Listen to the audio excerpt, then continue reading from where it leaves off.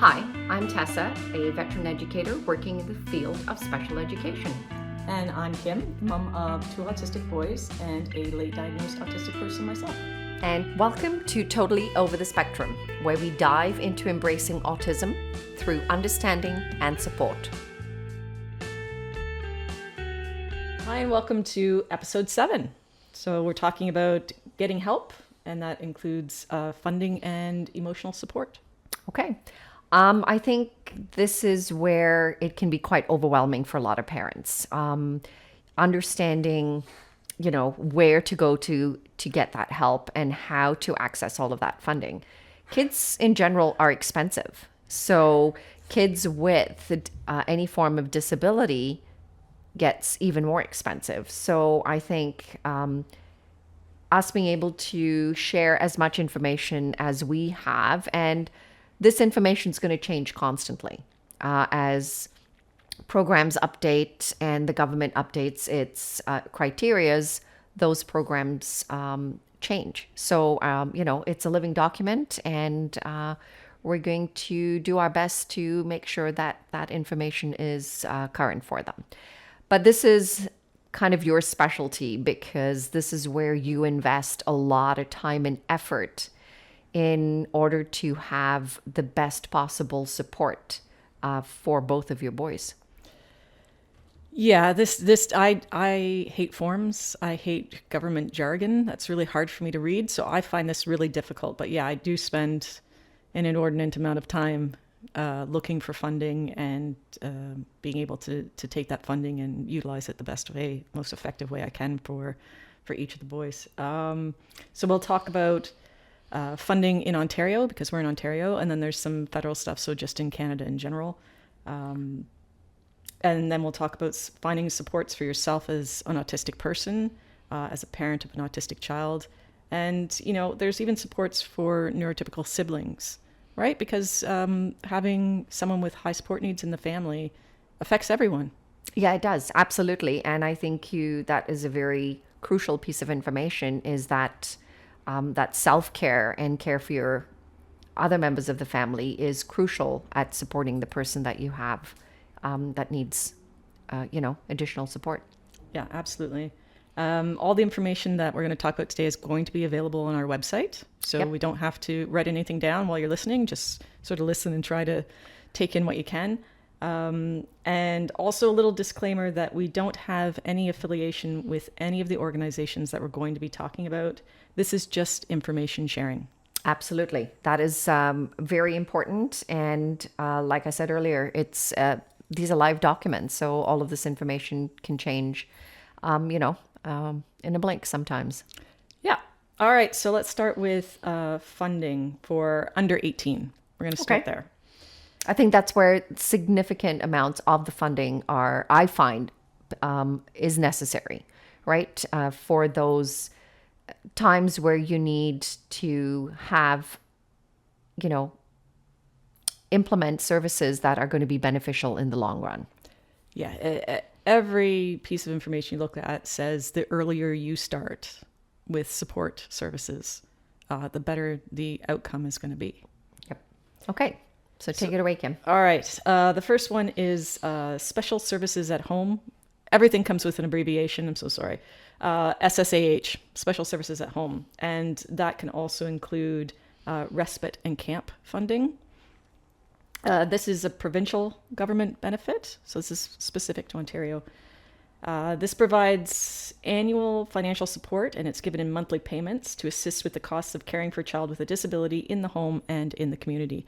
So this is not, you cannot use this funding for core clinical services like your occupational therapy, speech and language, behavioral therapy. This does not cover that. This is mostly for helping with additional costs around the home and respite services. Yep.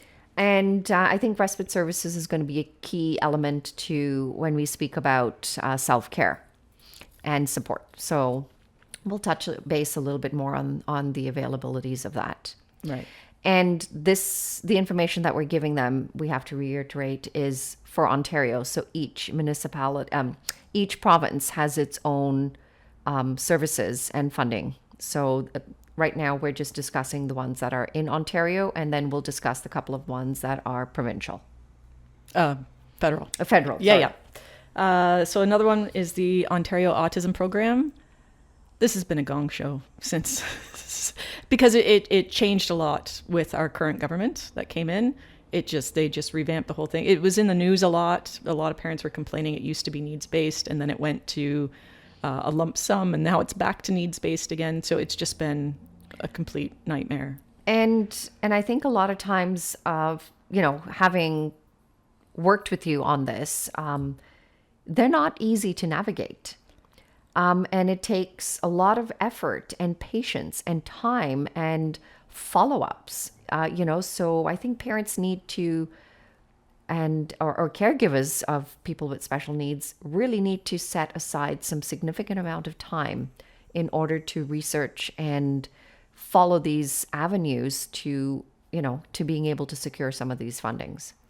Yeah, this one was particularly difficult, but it's important because this is the funding you can use for those core clinical services, right? So this funding can only be used for core clinical services like occupational therapy, speech and language, and behavioral services, behavioral therapy. There is a wait list because they've reconfigured this program so many times.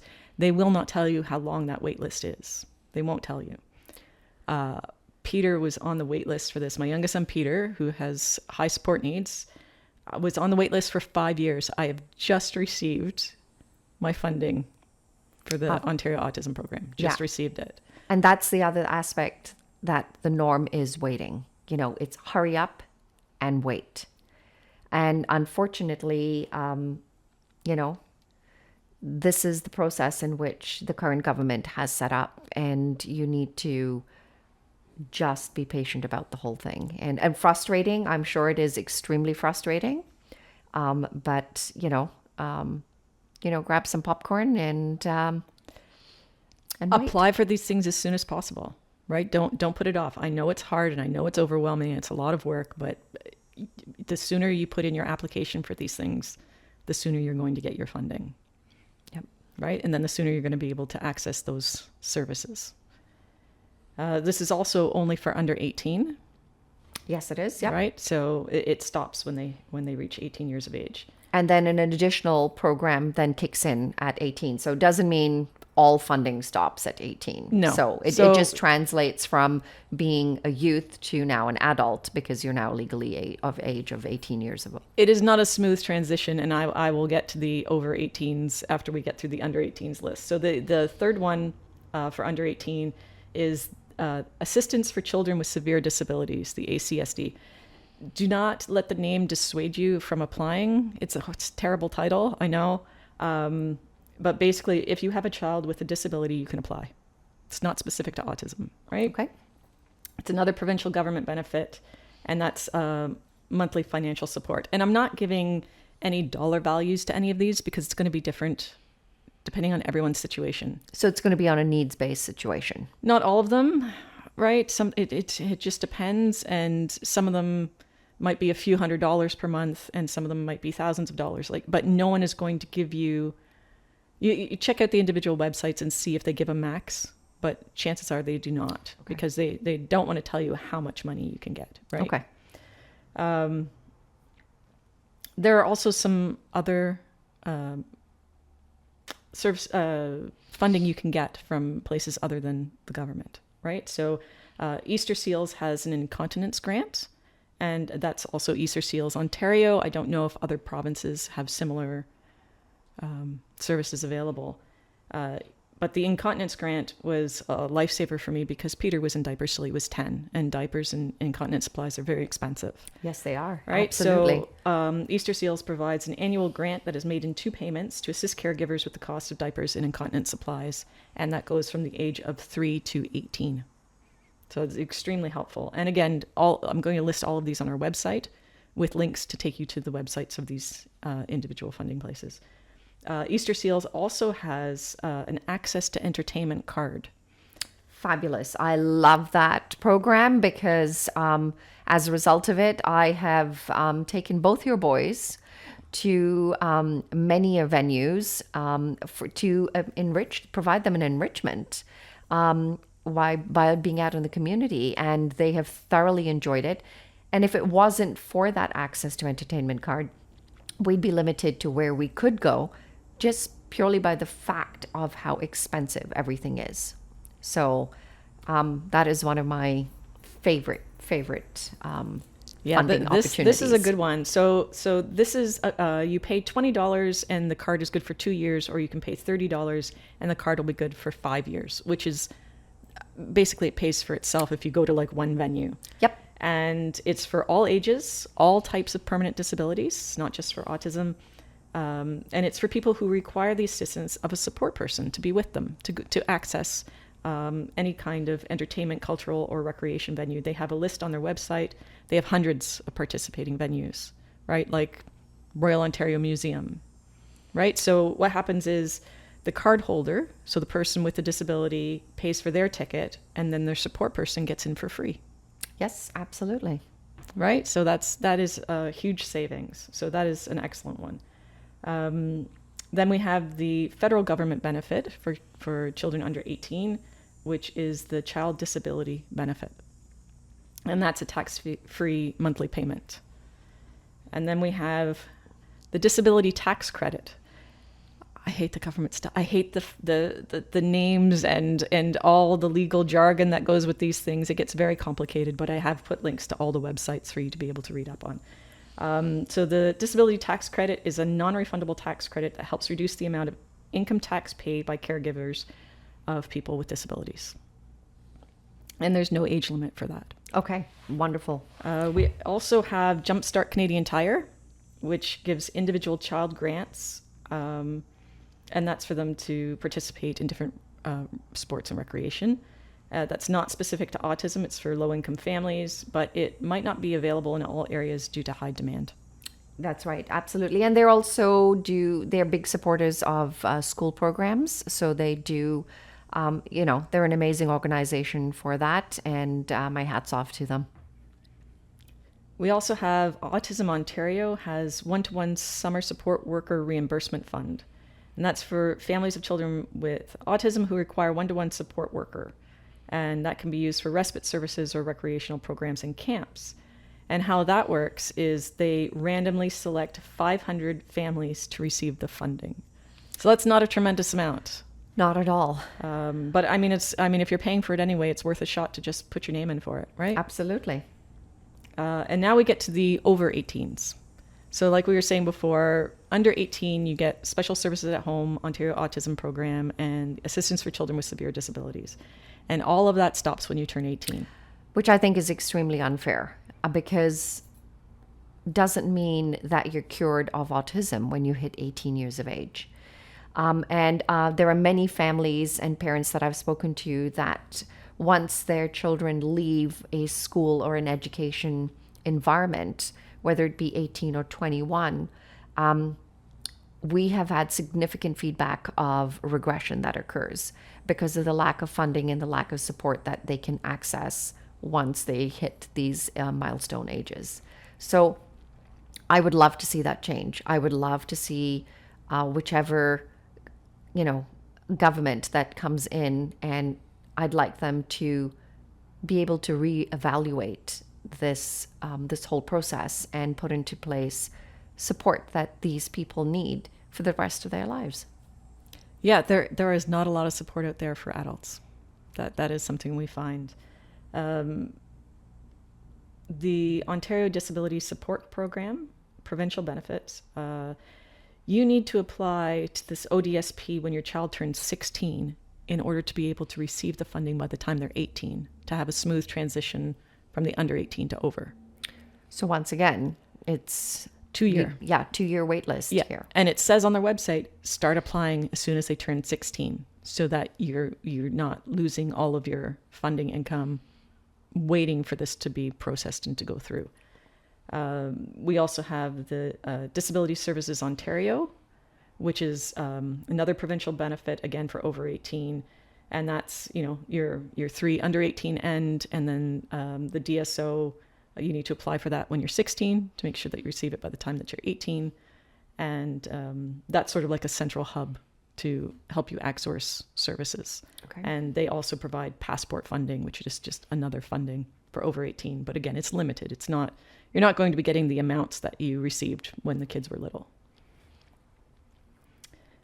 The last one is registered disability savings plan, right? So that's not funding, but it is a savings plan that's intended to help an individual who's approved to receive the disability tax credit. So if you don't apply for the disability tax credit, you can't register for a disability savings plan. And it's to help with long-term financial planning. I think a lot of people miss that crucial component over there because they are so chaotic on their day-to-day lives with caring for a person with disabilities that by the time they get to looking at what happens when I am no longer able to care for this person, and then all of a sudden it comes on so quickly that you're not left with adequate time. If you are fortunate enough to be in a financial bracket where you're able to provide that financial means when your child is much older, and you no longer are able to care for them, that's great. But the reality of the situation in the world we live in, not everybody can. So this is, I find, an extremely important component, much like which I also would have people say, consider a will, right? Much earlier on, because these are a lot of moving parts, and don't assume that your adult child or adult sibling is going to want to take on the hardship of having to care for a sibling with such extended special needs and care. It's true. Wills can get pretty complicated. There are things called Henson trusts to be able to put money aside for individuals who are not able to be financially independent. There's information for that is available online. We can put that on the website as well. The Registered Disability Savings Plan, the government puts in money to that as well. And there are different courses like webinars that you can, for free, that you can learn more about it. And also, I think the other important part is not all financial planners do this. So do your due diligence on finding out which financial planners do that and how they're going to set it up for you, and the legalities of what it involves is extremely important. That's right. Sometimes even making a deposit into your RDSP through a bank can be difficult because your bank teller might not know how to do that. So, absolutely. Yeah. There are two more possible funding areas that you can look at, like a local city subsidy. So it's different for every city, but some cities have recreational program subsidy. Yes. Yep. Some of them do. Right. So you can use it for things like swimming, summer camps, art courses, and that's based on low income, not necessarily disability. So you could, if you fall into a low income bracket, like you could use it for yourself, you could use it for your kids. Some different cities will also offer one-on-one support for their recreational programs for kids with disabilities. So that's something to look into. And you could also look into getting a discounted bus pass. Your city could also offer subsidy for public transit, and it could be as much as 50% off. So, yeah, and every bit matters, right? Yeah. Every bit of saving. So exactly. There are probably more funding opportunities out there. These are just some of the main ones that I'm aware of. And again, these things change over time, right? Yeah, absolutely. And we will, as always, do our best, because I know you're constantly on that because you're always accessing all of these fundings and opportunities. So if anything changes, or if there's new funding that's come into place that we become aware of, we're always updating our website and letting people know. Exactly. So getting help with all of that, because that is really, I find it completely overwhelming, and filling in forms is really hard for me. The Ministry of Children, Community and Social Services have regional offices. You will receive a case manager, and they can help with filling in forms and finding resources.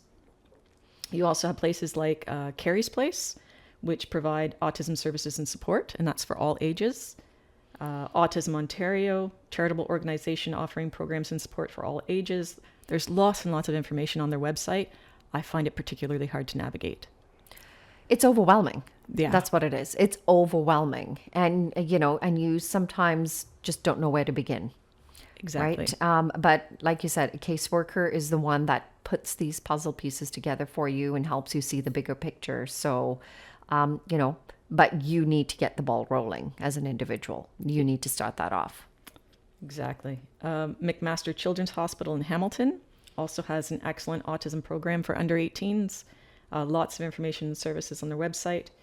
And then you have Community Living Ontario, which provides direct support services across the province. And you'd have to check your area for the organization nearest you. They provide advocacy, education and awareness, family engagement, youth engagement, student mentoring, and employment initiatives.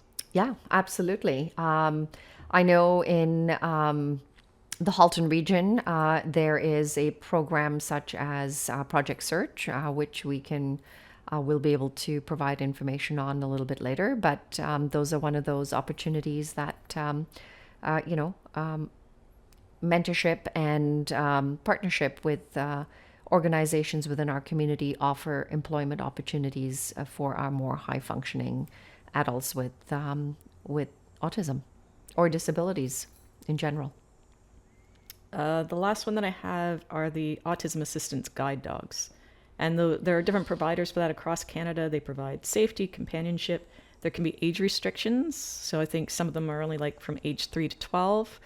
And they have qualification criteria. And they've even described on some of their websites that it is intensive and emotional application process.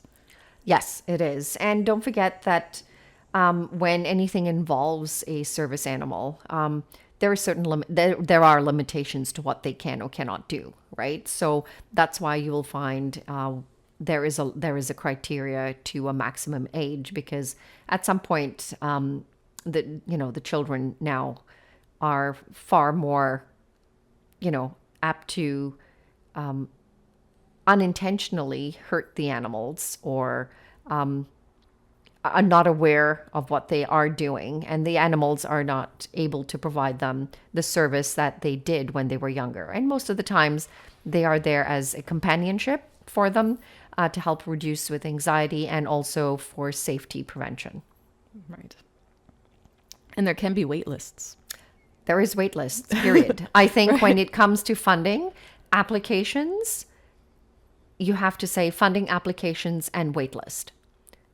Those three go together. They're Larry, Curly, and Moe of this whole, this whole navigation over here.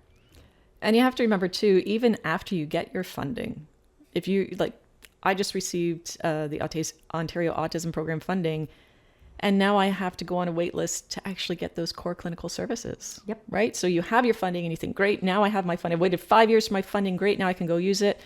2 to 3 months, 6 to 12 months, wait lists for occupational therapy, speech and language. Now, would you say if you did apply for the funding, you're not necessarily going to know how much funding you're going to get because it's on a needs-based. Correct. And so, you can look at possibly enrolling your child into a service and going onto that wait list. And when the time is approaching, and just say, unfortunately, I haven't received my funding yet. And then, step out of the line and go back to the bottom of the queue and start that whole process again, and hope that somewhere along the line, the two of them merge properly where you have the funding and it's your turn. Would you say that was a good avenue or? I don't know what the service providers will let you do and not do. So it's probably specific to whichever service provider you're going with. What I would probably do is say, okay, when you're receiving the OAP, you have a determination of needs. So that's when you go through the process and you spend 2-3 hours answering questions for them to determine what kind of support needs your child has. Once you know when that determination of needs date is, once you have a date for that, you'll probably know a couple of months in advance. That's the time I would say, okay, I know my determination of needs is coming up, so I will now look for services and go on the wait list, because it'll probably merge at about the same time. Okay. Because once you've had your determination of needs assessment done, they will let you know in about 10 business days how much funding you're actually going to get. Okay, so that's a great strategy that we can let parents know or caregivers know that, hey, once you get your dates and lined up, then start placing some wait lists, go, and hopefully you'll get there slow but steady. That is a piece of information I wish I had been given. Yeah, for sure. Okay. There are also organizations out there that don't have a good reputation, right? Everything I've listed so far, as far as I know, has a good reputation. Because they've been tried and tested by yourself personally. Yes. Okay. Yes. There is an organization called Autism Speaks. That's where we get our lighted up blue and the puzzle piece. They use a puzzle piece for their logo or whatever. They have a barbaric history. If you go online and type in Autism Speaks and any sort of negative adjective to go with it, you will find loads of videos talking about the horrors of Autism Speaks. That's all I'm going to say. Go do your research, go do your due diligence, go look at it. That is not one that I will promote and not one that I would be part of. And there are a lot of people out there who agree with that. But again, you have to make your own decisions. Absolutely. What is not good for one person could be great for another.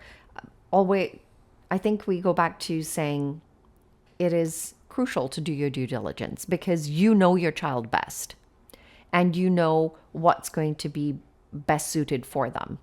And that's the message that we're going to keep, reinforcing here, that do your due diligence. Yeah, we can provide information, but we can't make decisions for you. You have to make informed decisions for yourself. Things I would look for, though, is I would check the language that they use in their organization, whether it's autism affirming or if they are trying to cure autism. That's what an Autism Speaks thing is. Look for a cure. There is no cure. Let's just be, a little bit frank on that one. There's no cure. It's not a disease. Also, if they use fear tactics to get you to purchase services, right? We will talk more about that in another episode. So let's move on to emotional support. That is key. This is a very draining process, and it is a process that is lifelong. So you need to have amazing support systems put into place in order to refuel you, so that you can care for the one that counts on you 100%. Yeah, like you were saying, you take the access to entertainment card and you've taken both of my boys out, and that gives me time, right? I get my respite, right? And they go out, they have an amazing experience. People who know you know that you have really high energy, like you can go. And I use that time to just decompress, right? Yeah. And I bring back two very happy and very tired boys that need a day to recover. Perfect. Yeah. There is still a lot of stigma surrounding autism. We talk about it really freely. I forget sometimes about the negativity that surrounds it. Yeah, I guess so, because there you are as a parent of two boys with autism and a person and an autistic person yourself. And there's me who works in it day in and day out, and it becomes second nature to me, right? And funny enough, we had to get together with some of the educators that I work with, and we had a joke, and we're like, we all become OCD, and we like our homes a certain way, and we like cleanliness a certain way. And we're like, oh my gosh, we're taking on some of the traits of our students. And we had a good laugh about that. And we're like, yeah, actually, the longer we work and provides, education support, the more that we intend to pick up some of those, those little habits of theirs, but we embrace it because it just helps and improves our lives, tremendously. So for me, it's a win-win situation. I sometimes I look online and find the misinformation that's out there and the lack of understanding, and I'm floored by what people think, right? Because it's every day for me, and I forget some of the really crazy stuff that people think. Yeah, absolutely. And, it takes all kinds. So we embrace it though. So it is really, really important to have a support network. So where can we find those? There are many Facebook groups out there for different support needs. We have our own Totally Over the Spectrum Facebook account where we are actively building a community. Please feel free to reach out to us there, and we're happy to have conversations. There are also many autism support groups. Like, it can feel very isolating. It is. Right? Yeah. As a parent, as an autistic person, as a neurotypical sibling of someone with autism. So Google support groups, autism support groups near yourself, right? And I think a lot of times people do feel lonely because of the stigmatism that is attached to it. And I think the stigmatism that is attached to it is that it's cold parenting, or it is, as a parent, you were the cause of this. So you need to get out there and realize, no, it's not. Right? And get those support groups and support needs in place. Not everybody is a type of person that wants to be part of a group, or, wants to be out there, but find what works for you. Find what works for you to be able to get that much needed respite.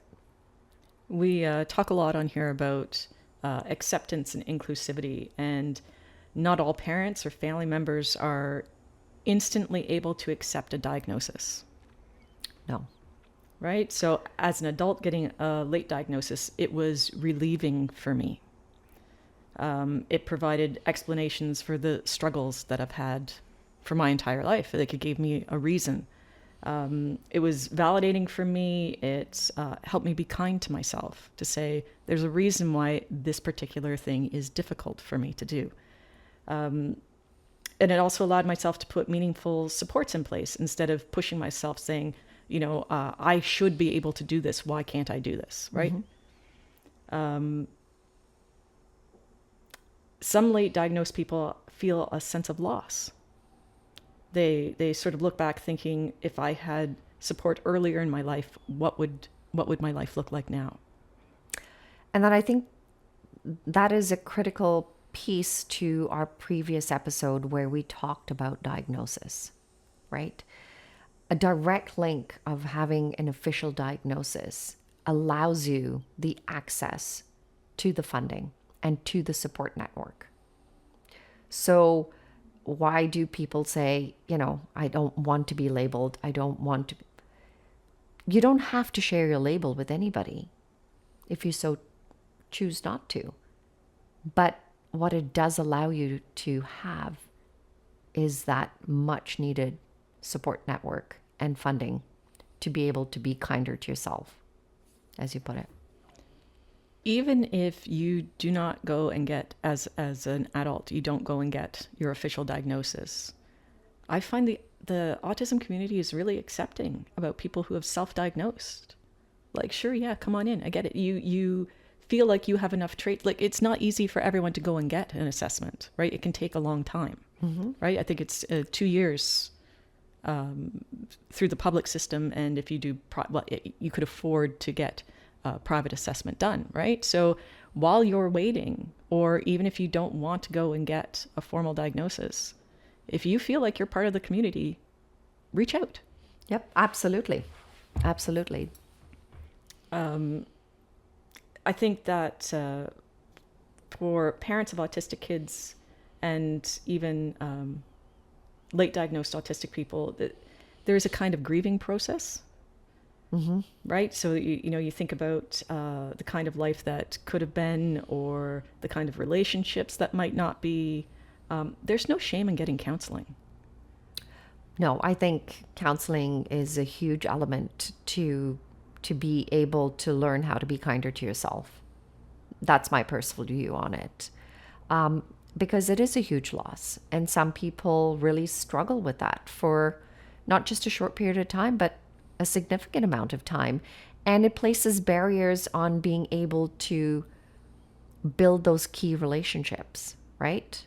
So it's, there's, and not addressing it, it can create that veil between you and your child, or you and the person that you're providing that care for. So it is important to get counseling to help you understand and to give you strategies to be able to, cope with it a lot more, a lot better. It doesn't make you a bad parent. Oh, absolutely not. It makes you I think a person who has children with disabilities, your level of resilience goes from normal to superhero. Like you guys, I hail down to you guys. I know that some parents feel guilty, like they've somehow caused autism to happen, right? And that's not how that works. There's so much information, misinformation about autism out there that it's hard to know where the truth is and, where the myths are. Absolutely. And I think that is a huge topic that we are going to discuss in our next episode, is debunking some of these The top 10. the top 10. So and by the way, I had a lot of fun because we went back and forth with you giving me your thoughts on it and me laughing and going, really? Yeah, people actually think that. Yeah. So it was a lot of fun, discussing that as a potential topic and actually creating the criterias for that as a topic. So I'm looking forward to doing that one. Me too. I hope everyone tunes in for that one. It is going to be interesting. But until then, I think the biggest part of this episode and this topic is connecting the importance of a diagnosis to being patient and starting the ball rolling where funding is concerned, because it opens up a lot of doors for you to be able to provide your child or your person with the special needs the best opportunity that you can give them. Absolutely. Until the next time. We'll see you then. Thanks for tuning in. If you know someone who might find this episode helpful, feel free to share. Also, check out our website and socials linked in the description.